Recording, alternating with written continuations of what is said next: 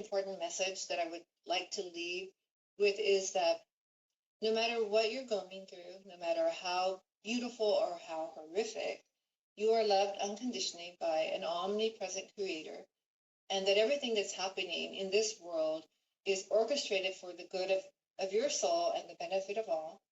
And the answer to your question is always love. Even though it may be the hard answer, and it's easier to be cruel and to be unkind and to hit back and defend. But the true answer to our lives is to care for one another, to care for ourselves, which I think you can't really care for another until we actually learn how to love and care for ourselves. One of the practices that I do each morning is I wake up and I look in the mirror and I say, Crystal, Ray, I love you. You're doing good work. You're a beautiful soul. You're doing the best that you can. And I'm so proud of you. And I just say this to myself because I don't want to have someone else fill up my cup.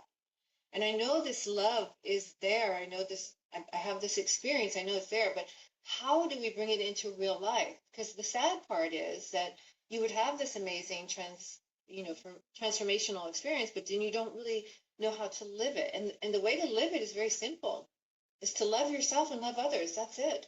And at the end of our lives, that's what matters. Like this story I told you about the woman with the baby and how it rippled out, and that being the most poignant and important thing I had done up to that point in my life. That was it. And believe me, I had a lot of accomplishments up to that point. I had done a lot of things that people might think are a success, but that's not what I was shown. What I was shown is that we care about ourselves, that we care about others, that love is truly all that matters, and it is the answer to all of our questions, even the ones we've yet to ask. And that's why I really love sharing this message, because all you have to do is just ask for help, ask for guidance from the universe, from whatever version of expression of God that you know to be true, and just say, please help me understand this, help me live this.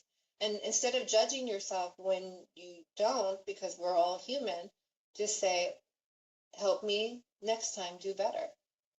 And one of the great gifts of the near-death experience is I was shown there is no judgment brought upon us, but the judgment we bring upon ourselves.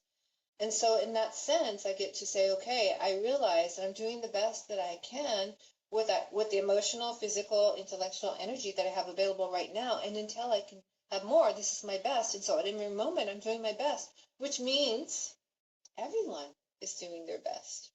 And sometimes that might seem pretty horrific when we think about what's happening in the world, but it's true. And there's different levels of consciousness.